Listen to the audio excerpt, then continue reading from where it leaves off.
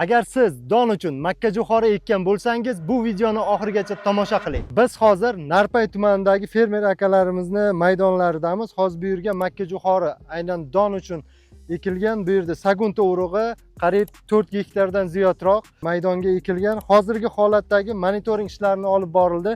Monitoring ishlarini olib borishdan xo'sh nimalarni aniqladik? Ushbu maydonda hozirgi kundagi birinchi muammolardan biri bu aynan begona o'tlar. Ko'rib turganingizdek, ushbu maydonda hozir g'o'may, shamak hamda qamish va shu kabi bir qancha turdagi begona o'tlarimiz mavjud. Ushbu begona o'tlarga biz Terzim gerbisidini tavsiya qilamiz. Bundan tashqari Bog'bon agromarketida bizda Dolfuron hamda Full Time kabi boshqa gerbisidlarimiz ham mavjud. Hozirgi holatdagi, ya'ni maydondagi makkajo'xorining hozirgi yoshiga kuzatilayotgan ikkinchi muammolarimizdan biri bu kuzgi tullam, karadrina hamda o'simlik shira bitlari hisoblanadi. Ushbu zararkunandalarga qarshi biz sizga Deltarin preparatini tavsiya qilamiz. Ushbu preparatlarni siz Bog'bon agromarketining Jonboy hamda Narpay filiallaridan topishingiz mumkin.